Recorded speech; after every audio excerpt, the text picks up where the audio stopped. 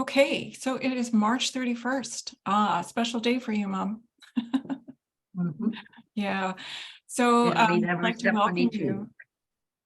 I'd like to welcome you to Healing Oils for Hearing Loss. And I'm just going to share the screen and we'll start with this here. Okay, so, and I suppose that if someone comes in late, I won't be able to see them here. Okay, so I'm not going to worry about that. So I always start a presentation with this. This is a disclaimer. It just says the information provided is not intended as medical advice. And of course, if you or any person has a medical concern, then you should consult with your healthcare provider. And so I had a lot of fun putting this presentation together. I feel that it's important. There is a need for people to hear about adjusting to hearing loss. And I thought it would be helpful for people to hear some of the story of what I've experienced in my life, and particularly how to deal with the emotions that come up as we're learning to live with hearing loss. So we're going to, I'll tell you a bit about my story, and I'll kind of interweave that through the presentation. I'm going to talk a bit about how oils help us process emotions, and that's essential oils, right? And a little bit about the science about that. I've identified 5 emotions that kind of frame my story, and I'll outline an oils protocol for resolving these emotions. And I'll finish with an oils collection that you can order if you would like. And I also have a free download for everybody. I'll talk a little bit about communication tips at the end. So first of all, I developed hearing loss. I was diagnosed with hearing loss in my 20s, but I believe it started when I was a child. I was, at least by the age of 12, I had a streptococcus infection and took an antibiotic that later, when I got my hearing tested and found out that I had hearing loss, and there was a little bit of an investigation about the causes, it was kind of traced back to that, although it could have been, there is a genetic component, I've been told, to my hearing loss. So I've seen a lot of audiologists over the years and a few ear, nose, and throat doctors. But as a child, I started piano lessons at age 8. Music was a big part of my life when I was a kid. I played the piano, I was in choirs, I was a church organist for a while, choir director. And but that all was later, of course. So as I was going through school, I was a grade A student in elementary school. I was at the top of my class. And by the time I finished high school, I was getting C's and D's. And I didn't understand that my hearing was going down. I didn't understand so that I could ask for accommodation, sit at the front of the class, help somebody take notes for me, all of those things that I learned later in college. So I was diagnosed at 26, and I was told that my hearing would probably deteriorate a bit when I had children, if I had children. But I had my heart set on having a couple of kids, so I just went ahead and did that anyway. And the other thing that happened was that by the age of 28 or 29, I decided that I really wanted to teach piano, which might sound a little bit odd given the circumstances, but it was something that I felt very strongly in my heart, and so I started doing that. And then later I started, hi Chantel. Hi. Later I started I actually went to college in my 20s, and I started my working life as a photographer and photographic technician, and later returned to college. And so in my 40s and 50s, and it was at that time that I learned how I could get accommodations, because at that time people were talking about them. It wasn't something that people talked about when I was younger. So I was able to get some financing so that I could take a laptop to class. I was able to have a note taker assigned to me. So this person sat beside me in class. I would take notes from the PowerPoint presentation that the instructor was giving, and then the note taker would take her own notes, and then she would share those with me after. So that was really helpful. Anyway, as I was, I'll get to that later.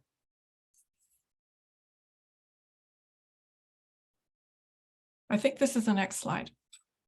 I can't find that's right. Okay.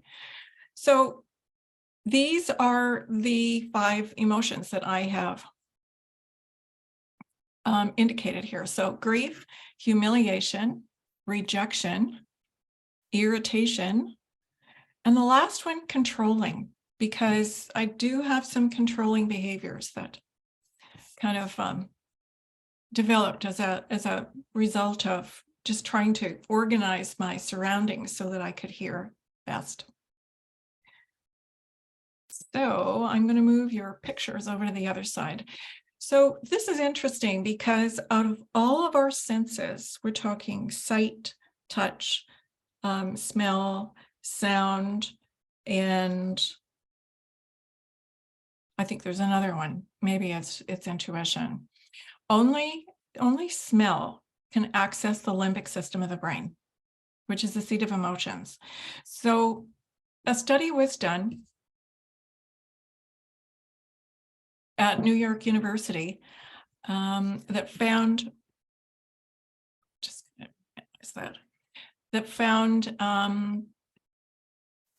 that the amygdala, which is in the limbic system, it's a gland that stores and releases trauma in the body. It only releases emotional trauma through the sense of smell. I found that very interesting. So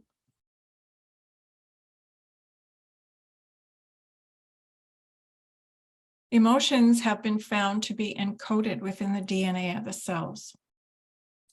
And sesquiterpenes, which is one of the chemicals found in some essential oils, help to increase the oxygen in the limbic system, which in turn unlocks the DNA and allows emotional baggage to be released from cellular memory.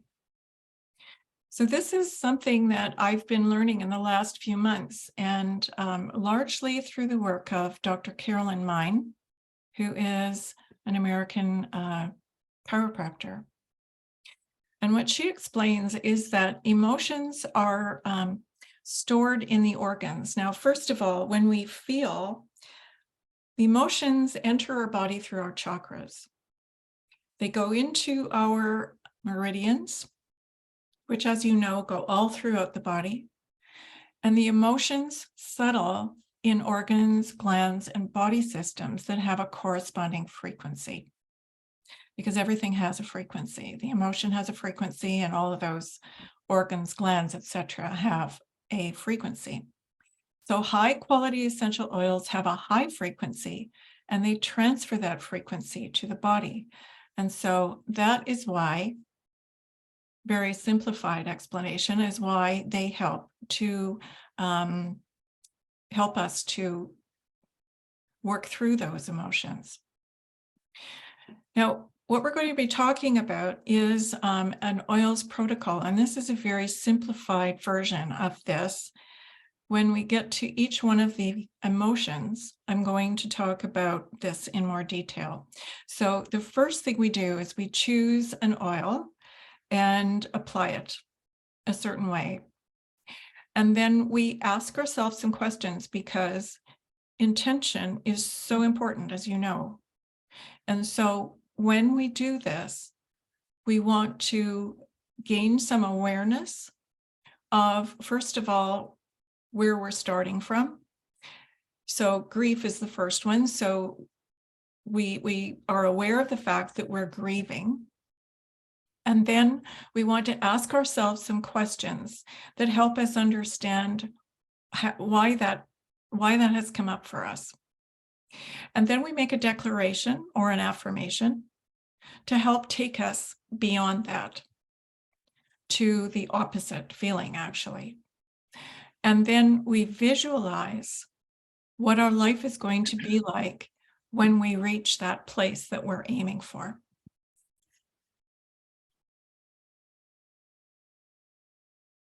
So starting here with grief.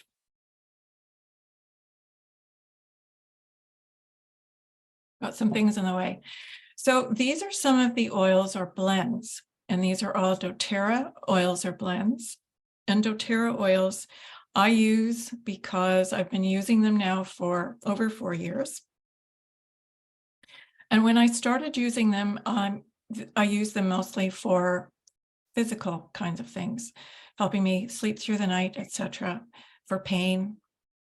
And then I started reading more and realized that they could help with emotional things too. That doesn't happen in the beginning, at least it didn't for me. It's kind of a progression. But when you're working with pure essential oils like doTERRA oils are, then they have the highest frequency. So they're able to be more effective without harming the body like synthetic oils would do.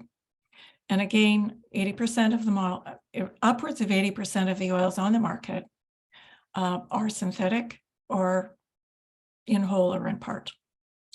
So Console is a blend. It comes in a roller. And Breathe or Easy Air helps to open up the lungs. Geranium, Siberian fir, manuka, and lime are all good for helping with grief. Now, I mentioned to you that there's a specific protocol, a specific way of applying the oils. And so what I would do with the Console is I roll it in my hand. I mean, if it comes out of the bottle, it's not in a roller, then I'm just dropping it in my hand. I'm going to take 2 fingers and I'm going to trace the oil in my palm 3 times in a clockwise direction. Now, in this case, I'm going to be applying it to 2 points. So I want to put that on both my hands, my fingertips. And then I'm going to choose the adenoids alarm point. Each one of these applications has a very specific alarm point. And that's because there is a strong connection between the emotion and a physical symptom. And so once you start working with this, you probably find that the emotion you have, when you find out what the physical symptom is, you realize that that's an issue for you. That's certainly the way it's been with me.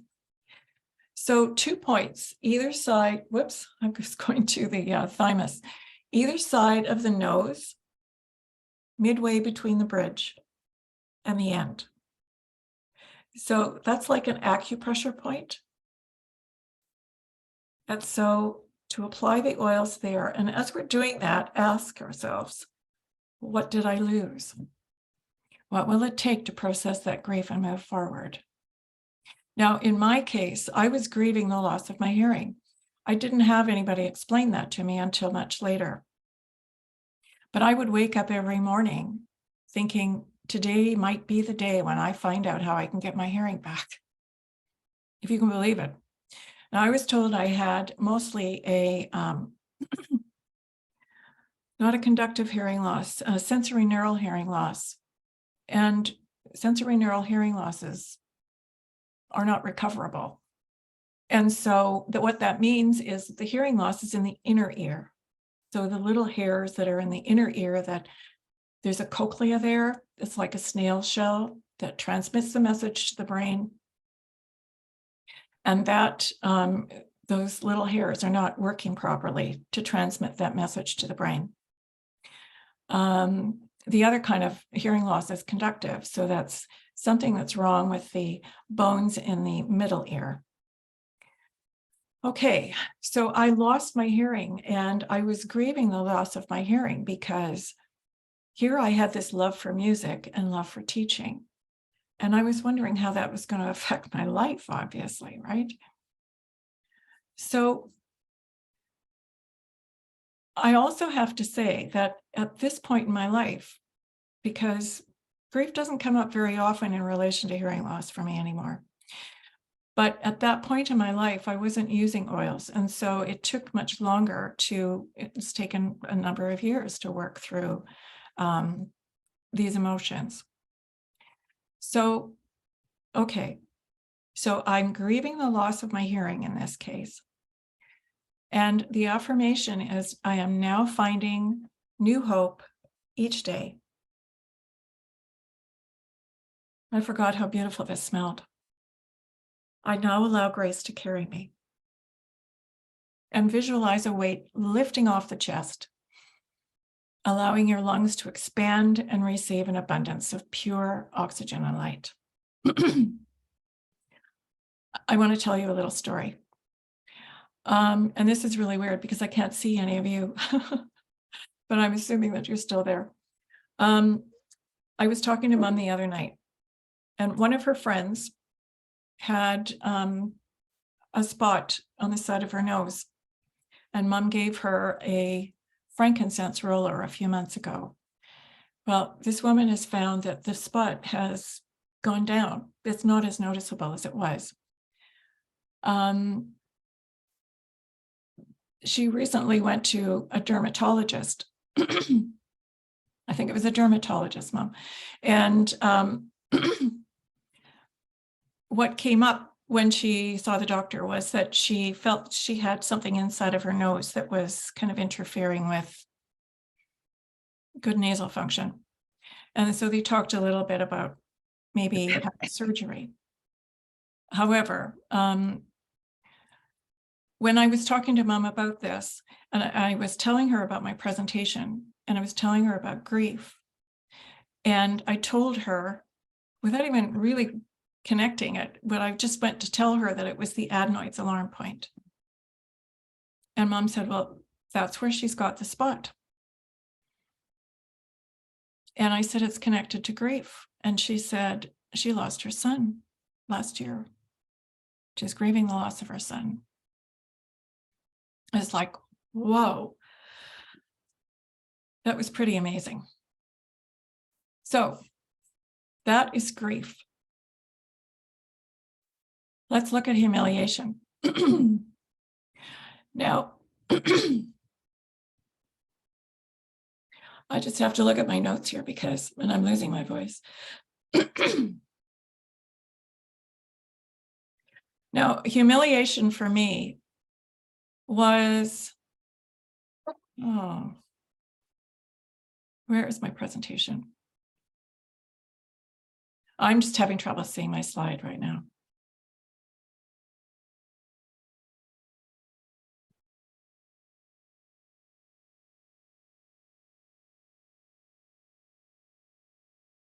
Okay. It's out of the way. All right. So humiliation comes up for me because what caused me to feel humiliated was I would be with a group of people and I would speak up. I would ask a question or make a comment. And halfway through the sentence, I would realize that I was speaking over top of somebody else. So somebody else was already speaking, and I didn't hear that before I started. So that I felt humiliated by that. I felt kind of stupid, right? So what the effect of that was that I was less likely to speak up because I didn't want to be in that situation. I didn't want to feel that way. So the oils for humiliation are cassia, which is similar to cinnamon, and also rose touch. or rose, I should say. I didn't bring in the rose. Yes, I did. So with rose, we apply to the skin alarm point. And the skin alarm point is 2 points either side of the midline between the bottom of the ribs and the umbilicus. So if you find those 2 points, the bottom of the ribs and the umbilicus, and find the center of that, and then go to the side so that you're actually applying it to 2 points. Now this can get a little bit tricky, especially if you're wearing clothes. However, I'll show you another way that you can do this. So we've talked about what caused me to feel humiliated. And if I declare it is now safe for me to learn and make mistakes, I'm kind of letting myself off the hook, aren't I? And realizing that probably it wasn't as obvious to many of the other people as it was to me. So it helps, that affirmation helps to deflect the humiliation that I feel around that. And visualizing, surrendering the box of humiliation that was once inside your body. Allow love to fill its place. I love that. So the next one is rejection. And so the oils for this are lavender. I wish I'd printed that off. Some of these oils are really amazing because they have certain properties, like one is the oil of surrender, and there's the oil of connection, and if I could flip back and forth to my notes, I would tell you what those are, but I just don't feel like I could do that right now and get back to my screen. So lavender, cinnamon, lime, clove, marjoram, clary calm, and litsea. And these are applied to the lung alarm point, which is 2 points either side of the midline below the thymus. Now the thymus is going to be around here. And so we're looking at this area right here and asking, have I felt rejected by another?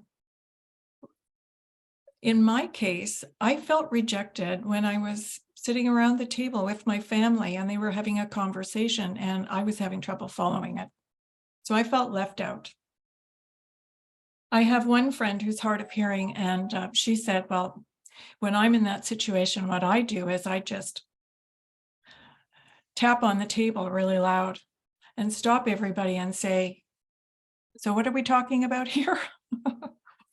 It takes a lot of balls. Anyway, what might be limiting that person from giving the love I seek? And that's a pretty easy, from this vantage point, that's pretty easy to say that person may not know what I need from them. And so when you have hearing loss, you need to get comfortable about telling other people what you need. And the affirmation is, I can now accept that I am loved and valued, and I'm now ready to love myself. And loving ourselves means honoring our needs and asking for what we want. And visualize yourself surrounded and held by loving white light. The next one is irritation. And the oils are forgive, whisper, or citronella. So you apply forgive to the head of pancreas alarm point. This is below the left nipple and toward the midline. Not on the midline, but toward the midline. So you would apply it there. What does this trigger reveal about my subconscious beliefs? In my case, the trigger revealed that I believed that if people cared for me, they would remember that they needed to look at me when they were speaking instead of walking out of the room, or that they needed to wait until the water stopped running before they asked me a question. I now release the pain of the past. I am now open to healing and wholeness. and visualize yourself looking for holes inside your mind, heart, or body. Choose a nurturing color to fill up and soothe these holes.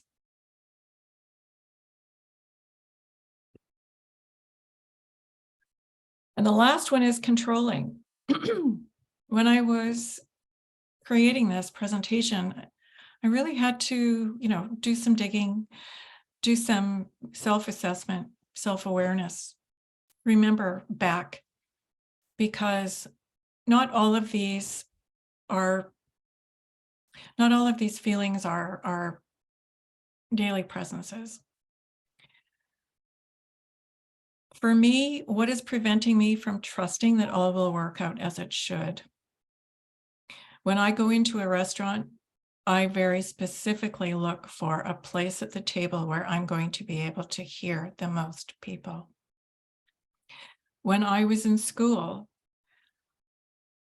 I chose a seat at the front of the class, and our class was fairly small, so we always sat in the same spot, especially in the homeroom. And this was in college later on, not in high school. So I chose a place close to the front of the class so that I would be able to hear the instructor. I later realized that I would have liked to choose a place close to Corrine or close to Sarah over here, because I like those people and I like talking to them. But I had found another place because there was something that was at the time more important to me, and that was hearing the instructor. These oils are cilantro, cinnamon, wintergreen, cypress, arbor vitae, peace, blend, and adaptive. And they are applied to the stomach alarm point, which is 2 points between the breasts. And the affirmation is, I can now accept that all things work out for my greatest good. Because as we know, life goes a lot more smoothly if we can just accept that all things work for our highest good, instead of getting so balled up with controlling every aspect of our life. And visualize yourself laying down the defenses that you've been holding on to and step into grace.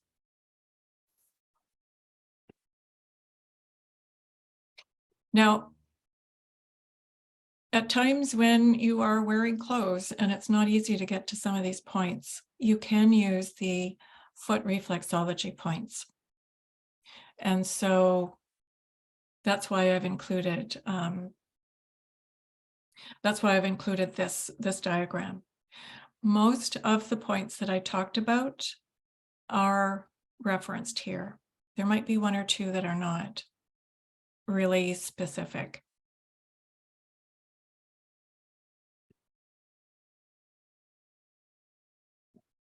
So I also wanted to talk about communication tips, and something is telling me. No, I guess this is where it is. So when you were speaking with someone who is hard of hearing, or if you are hard of hearing, you need to ask for what you want, as I've mentioned. So I have made this sign, and it's on my fridge, and most people don't see it when they come into this house, but they did in the previous one, so I have to do something about that. But get my attention before you speak. So look at me, catch my eye, or touch my arm or something to get me to look at you before you speak.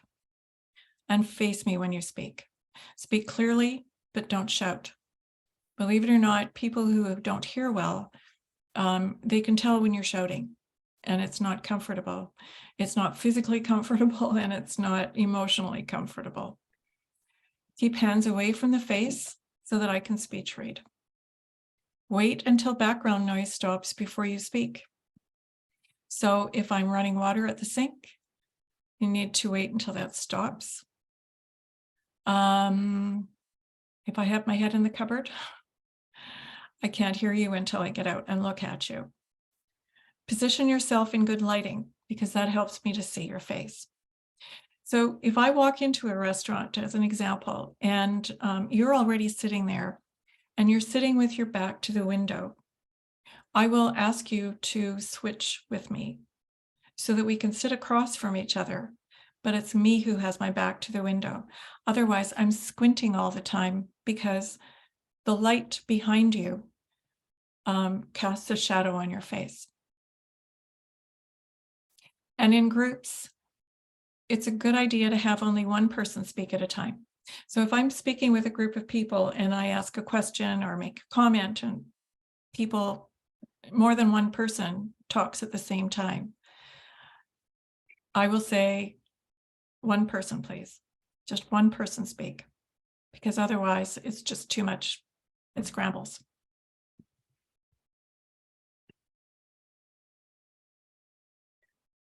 And so if you would like to buy some of these oils, I've put these oils in a kit and I've included an order link because these oils represent, there's actually 2 for grief.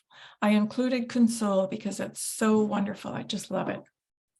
And Easy Air because it helps to open the lungs and it's just a really good oil to help people sleep. Cassia, the Clary Calm, which comes in a 10 ml roller, Forgive, and the Adaptive Touch. And my references are at the bottom. So I've referenced the book by Dr. Carolyn Mine. I have touched the very surface of her protocol, of her method. It goes deeper than that because, as I mentioned, it connects the emotion to a physical ill, and there's a lot more to it. But that is what I have described as kind of the simplified version. I just threw in this slide too because I just want you to know that I have made these manifesting sprays, Inspired Connection, Inspired Action, Inspired Clarity. Inspired Connection is to help harmonize relationships and connect with the divine. Inspired Action is for doing away with fear and doubt and moving forward. And Inspired Clarity is just about getting the brain working well and getting rid of brain fog. And so I've made these essential oil blends and I've infused them with solfeggio and sacred geometry frequencies from my biofeedback program. So if you have any questions about those, please get in touch with me. And this is my contact information. So you might want to stop the video and just take a screenshot of that. And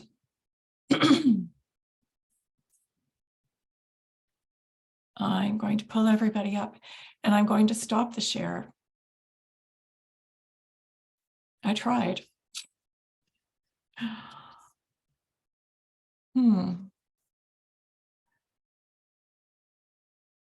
That was so good, Deland. Thanks so much. You're welcome. I'm not able to see everybody. Just a moment. There we go. I wrote down, I thought, okay, I got 2 things I like, and then now I got 3 things, and then there was 4 things. So yeah. Lots of really good, you know, things we just sort of forget about and aren't aware of, you know.